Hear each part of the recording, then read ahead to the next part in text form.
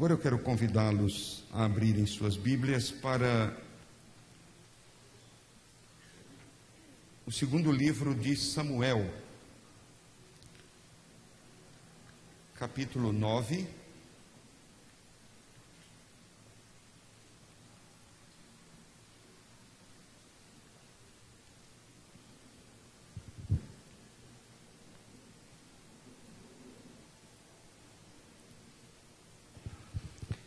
Segundo Samuel, capítulo 9.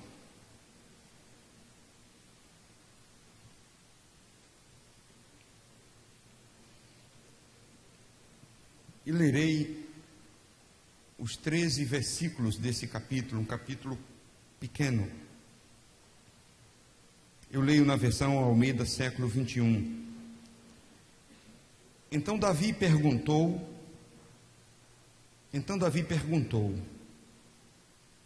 ainda resta alguém da família de Saul, para que eu possa fazer o bem por amor a Jonatas? Havia um servo da família de Saul chamado Ziba. Levaram-no à presença do rei Davi, e o rei lhe perguntou: Tu és Ziba? Ele respondeu: Teu servo. O rei prosseguiu: Não existe alguém da família de Saul para quem eu possa demonstrar a bondade de Deus? Então Ziba disse ao rei: Ainda há um filho de Jonatas, aleijado dos pés. O rei lhe perguntou: Onde ele está? Ziba respondeu ao rei: Está na casa de Maquir, filho de Amiel, em Lodebar. Então Davi mandou trazê-lo da casa de Maquir, filho de Amiel, em Lodebar. Então Mefibosete, filho de Jonatas, filho de Saul, veio a Davi e se prostrou com o rosto em terra e fez-lhe reverência. Davi perguntou: Mefibosete? Ele respondeu: Aqui está teu servo. Então Davi disse: Não temas, porque certamente serei bondoso para contigo, por amor de Jonatas teu pai, e te restituirei todas as terras de Saul teu pai, e tu sempre comerás à mesa comigo. Então Mefibosete lhe fez reverência e disse: Quem é teu servo para atentares para um cão morto como eu? Então Davi chamou Ziba, servo de Saul, e lhe disse: Dei ao filho de teu senhor tudo o que pertencia a Saul e a toda a sua família. Tu cultivarás a terra com teus filhos e servos, e colherás dos frutos, para que o filho do teu senhor tenha alimento para comer. Mas Mefibosete, filho de teu senhor, comerá sempre à mesa comigo. Ziba tinha 15 filhos e 20 servos. Ziba respondeu ao rei: Tudo quanto o rei meu senhor mandar o seu servo fazer, lhe será feito. O rei disse: E Mefibosete comerá à minha mesa como um dos meus filhos. Mefibosete tinha um filho pequeno chamado Mica, e todos quantos moravam na casa de Ziba eram servos de Mefibosete.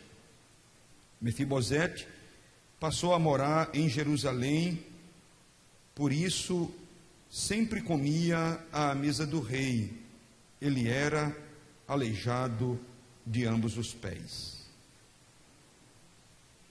Amado Deus, o que acabamos de ler não é apenas a narrativa da história de uma pessoa, mas acima de tudo é a tua palavra inspirada para nós. E nós te pedimos, Senhor, que o teu Espírito ilumine nossas mentes e toque nos nossos corações, de modo que, por esta ação divina, possamos compreender a beleza do que temos aqui, o ensaio daquilo que tu queres fazer na vida de todo ser humano. É a nossa oração em nome de Jesus. Amém. Amados, a história da salvação pode ser percebida em toda a Bíblia, em todas as Escrituras. Há um equívoco muito grande quando se afirma ou se pensa que a graça e a bondade de Deus, elas passaram a existir a partir do nascimento ou da morte de Jesus Cristo. Já ouvi algumas afirmações, inclusive, de pregadores, que sustentavam e sustentam a ideia de que o homem que viveu na antiga aliança, no Antigo Testamento, no tempo do Antigo Testamento, tinha a salvação, alcançava a salvação por meio da prática da lei, do seu esforço diante da lei. Isso é um equívoco. Em momento algum, o ser humano recebeu de Deus o perdão, recebeu de Deus a vida eterna pelo esforço próprio. Em todo o tempo, a salvação é uma oferta da graça de Deus àqueles que não merecem absolutamente nada em termos de bondade, mas sim, única e exclusivamente em termos de juízo e castigo. Oportunamente, eu pretendo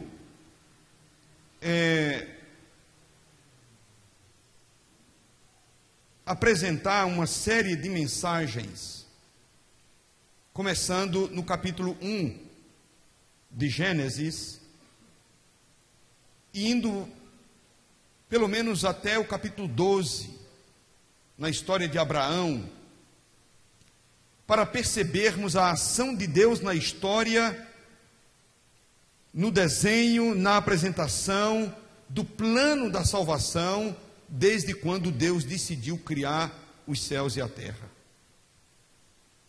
Aqui nesse texto que nós acabamos de ler, encontramos a história da salvação de forma muito clara e poderosa.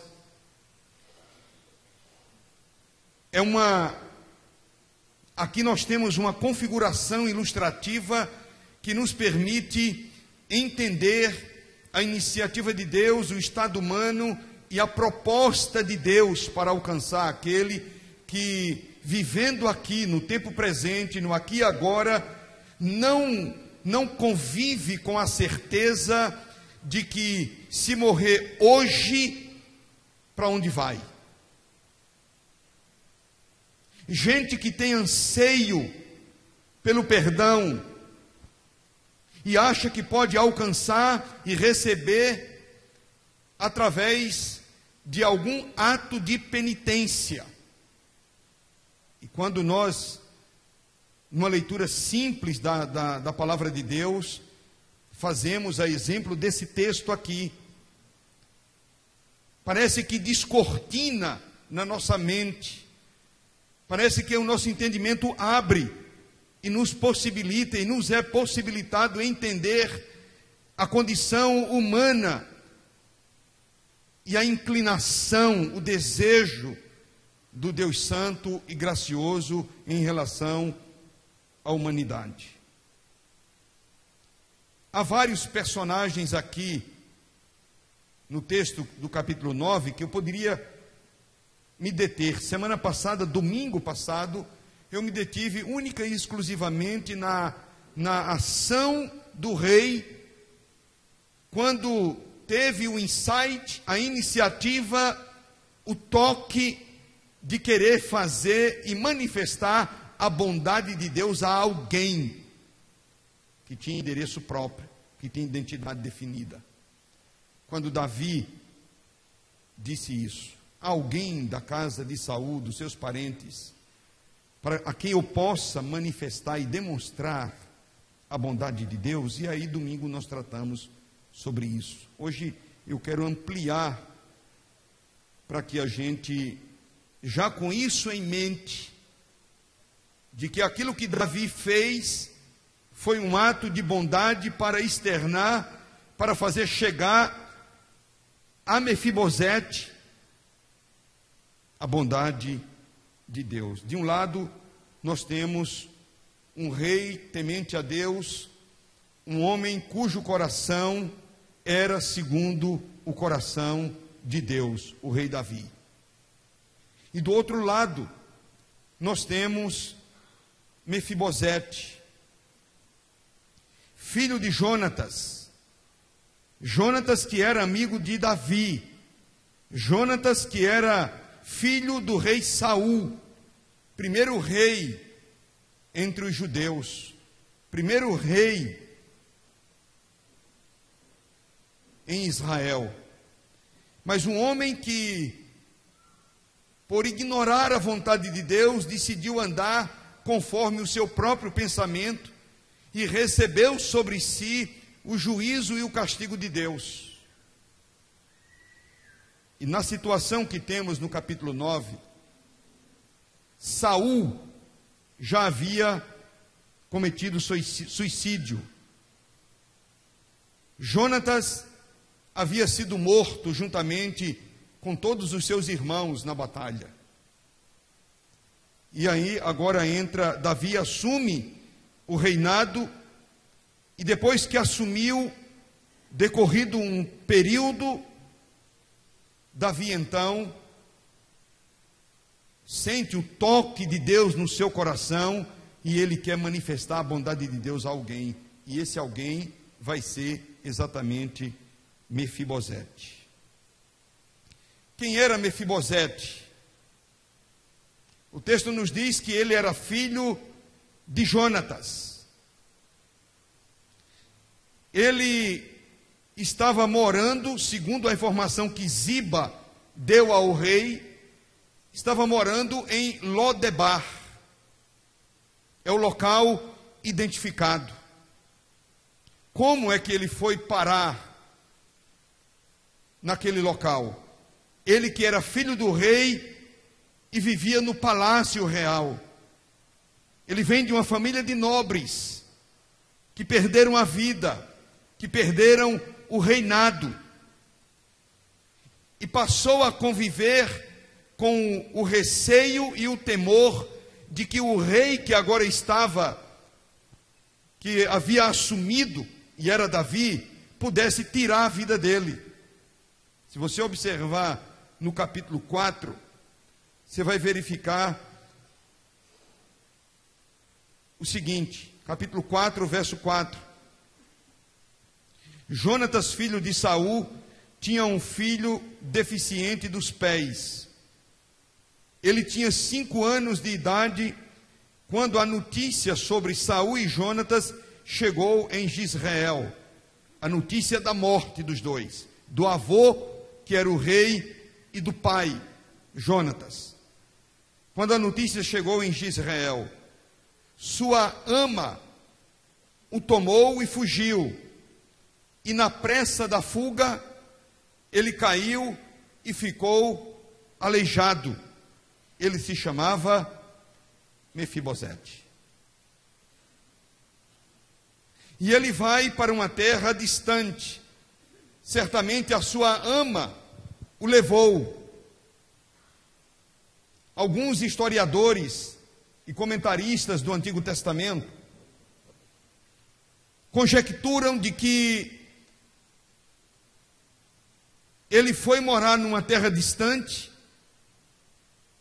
com medo de perder a vida, porque poderia representar uma ameaça ao rei. E então ela sai com ele, mas o texto não diz que ela o criou. Diz que naquela loucura, na adrenalina de fugir e escapar com vida juntamente com o menino caiu. E houve um trauma. E esse menino agora fica aleijado de ambos os pés. E vai morar numa região, numa cidade chamada de Lodebar, que significa terra seca, terra improdutiva, sem vida, terra de pobreza. Alguns comentaristas dizem que Lodebar era o local de refúgio dos leprosos, de gente que vivia perambulando, gente deficiente, coxos, cegos, gente talvez como Bartimeu, gente improdutiva para a sociedade, não era bem vista na sociedade judaica, e gente que não tinha amparo em casa e não tinha família para sustentar, saía. O próprio trauma fazia com que a pessoa não se sentisse bem. E ele foi morar em Lodebar, num local sem vida. E é dito que ele estava na casa de Maquir. Eu li pelo menos 2 comentários, que aqueles que comentam identificam Maquir como um mendigo. Então ele estava num local sem vida, numa terra improdutiva, sem perspectiva para ele, de gente acostumado com trauma, com o infortúnio, com a dor, com a desesperança, e ele sai fugido, sofre um acidente, torna-se um deficiente e vai encontrar amparo, se for verdade a afirmação, na casa de um mendigo. E aí a gente vai entendendo como é que esse ser humano se desenvolveu. E eu não sei se é pior ou melhor, mas aqui no texto do capítulo 9, ele já tem um filho. O verso 12 diz: Mefibosete tinha um filho pequeno chamado de Mica. E eu fiquei tentando imaginar como era essa relação desse homem que vem de família real. O seu avô era o rei, o seu pai viveu no palácio, ele viveu no palácio, perderam tudo, o rei perdeu a vida, o pai foi morto e ele teve que sair fugido. E ele sai sem eira nem beira. E vai encontrar amparo, e a sua ama ainda estabalhoada, sei lá, coitada. E ele vai encontrar amparo na casa de um mendigo, e ele vive lá. Alguns dizem que do capítulo 4 até esse momento aqui são decorridos aproximadamente 20 anos. Ele era uma criança de 5 anos. E agora ele é um homem, ele é pai. E o que é que ele transmite para esse filho? Qual é a perspectiva de vida que ele tem e que o seu filho tem? Nenhuma. Estão vivendo ao Deus dará. Talvez lembrando-se dos sonhos, se guardou. Só tinha 5 anos quando saiu. Talvez lembrava de algumas coisas, talvez tivesse lances muito pequenos de lembrança do rosto do seu pai, do carinho do seu avô, do aconchego do palácio. Mas agora ele vive numa terra inóspita, que não tem perspectiva de trabalho, que ele não tem perspectiva de mudança para ele. Por mais que deseje, E se você algum dia já conversou com alguém assim, que viveu com certa estabilidade e perdeu, normalmente são pessoas traumatizadas na alma. Gente que carrega uma dor, do ponto de vista humano, incurável. Só Deus, só a graça de Deus presente na vida de alguém assim, é quem vai transformar e dar sentido de vida, porque sentido de vida só Jesus Cristo dá.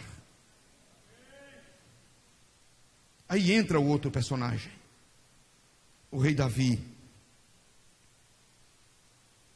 Davi entra na história e ele quer fazer o bem e demonstrar a bondade de Deus, e ele não sabe se Mefibosete é vivo, ele não sabe onde ele está, ele não sabe se dos da família de Saul alguém escapou, porque esse Davi, que agora é o rei, era amigo íntimo do pai de Mefibosete. Davi e Jonatas eram amigos íntimos. E agora Davi, no reinado, no trono, ele quer fazer o bem a alguém dessa família. Ele quer honrar alguém da família real, do seu antecessor. Aí alguém diz assim: olha, tem um servo, tem alguém que serviu a Saul que está vivo, o nome dele é Ziba. E ele chama Ziba e pergunta: você sabe se tem alguém da casa de Saul que esteja vivo para que eu possa manifestar a bondade de Deus? Ele diz: sei. Ziba sabe tudo, Ziba é um informante. Ziba foi capaz de rastrear, ele sabia onde Mefibosete estava.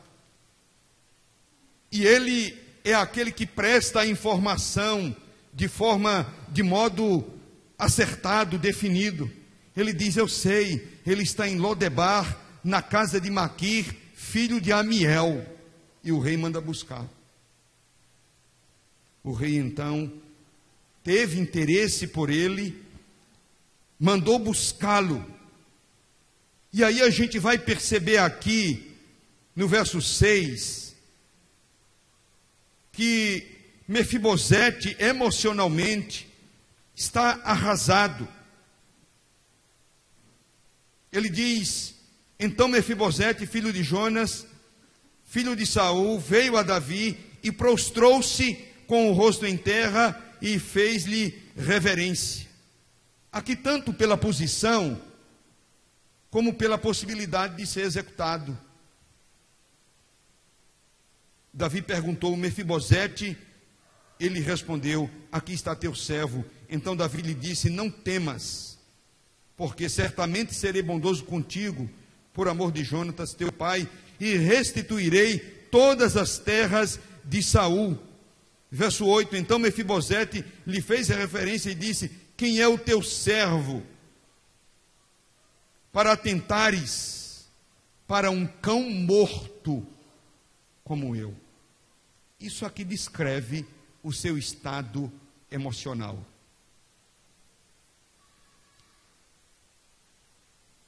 Na cultura judaica, comparar alguém a um cachorro, a um cão, era o maior insulto ao ser. Era o desprezo à pessoa. E o judeu, ele fazia isso com quem não era judeu. O gentil, que era alguém de outra nacionalidade, era visto como um cão. Você não é nada além de um cão, porque cão não tinha valor, nem entre os animais domésticos. E é assim que ele se vê.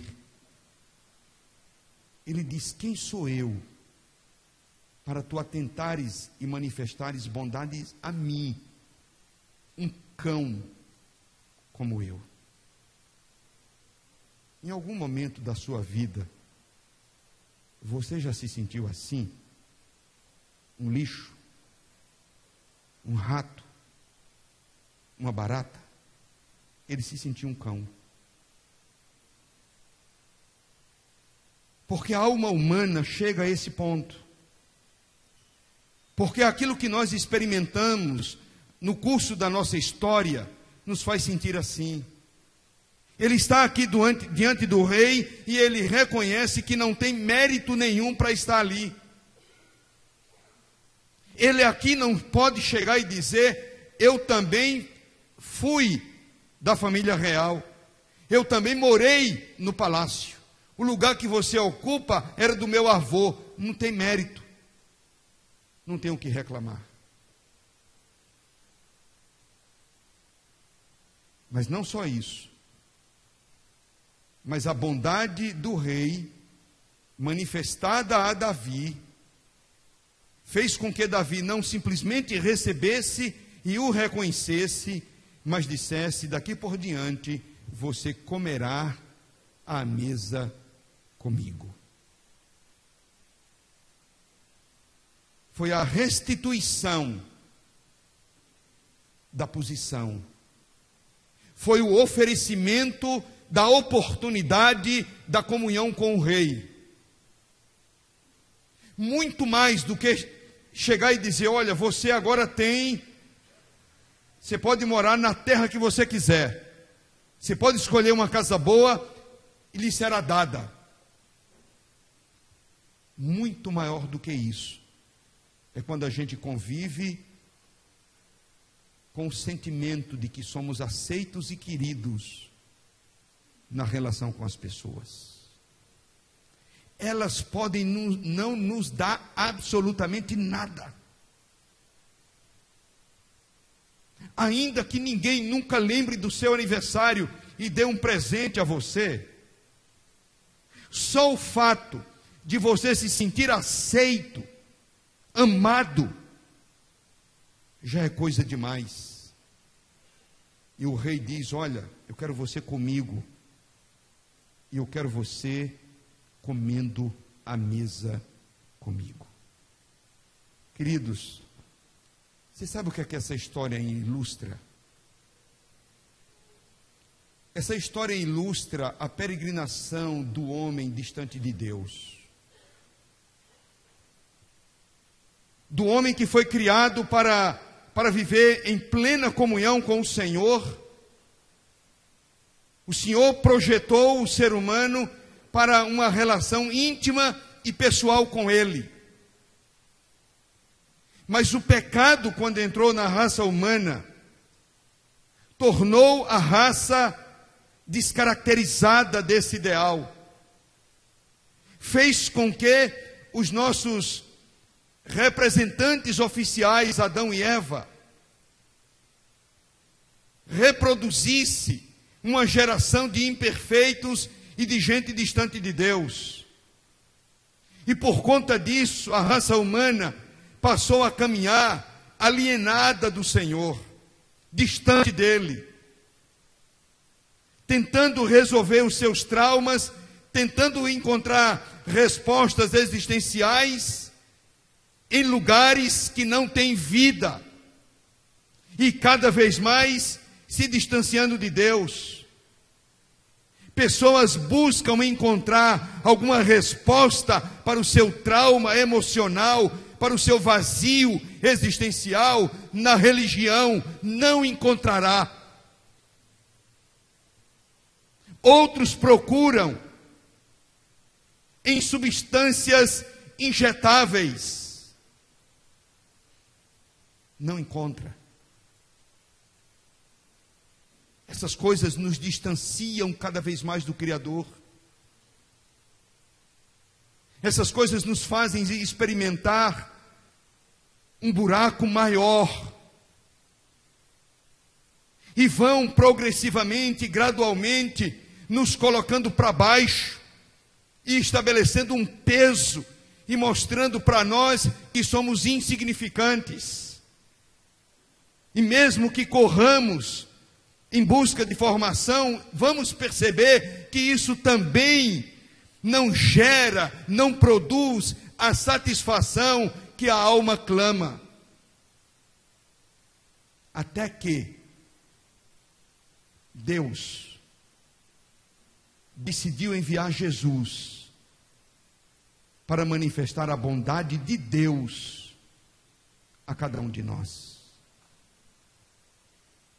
E é por causa de Jesus que somos chamados a estar perto dele, perto do Rei.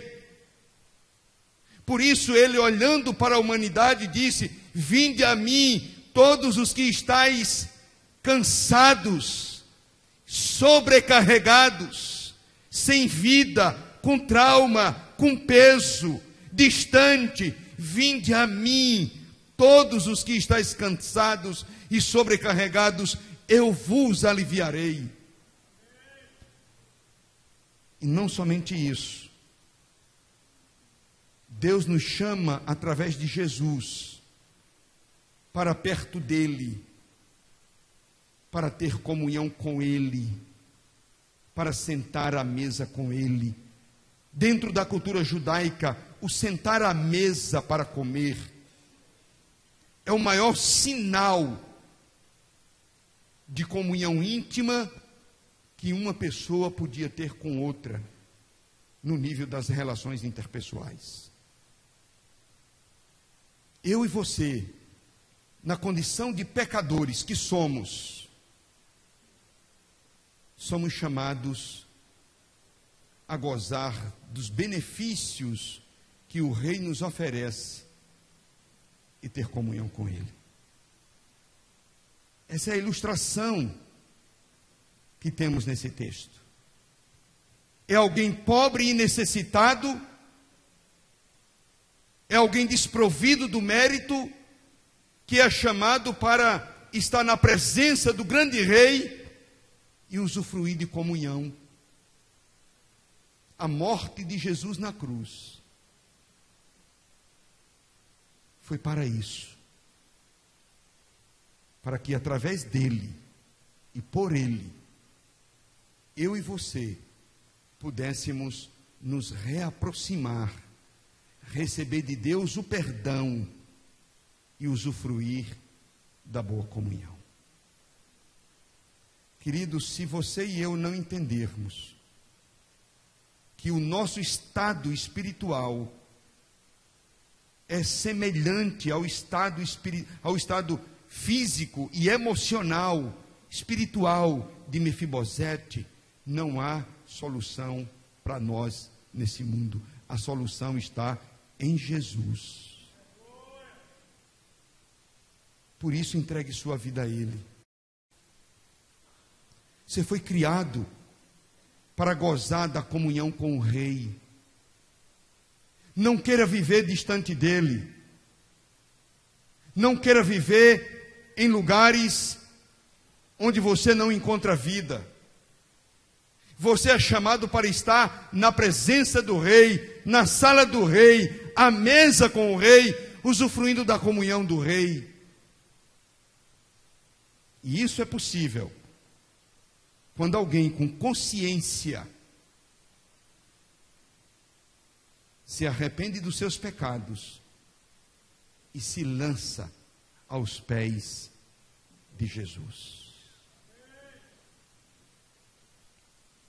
Queira ser alguém assim, que usufrui da comunhão com o Rei.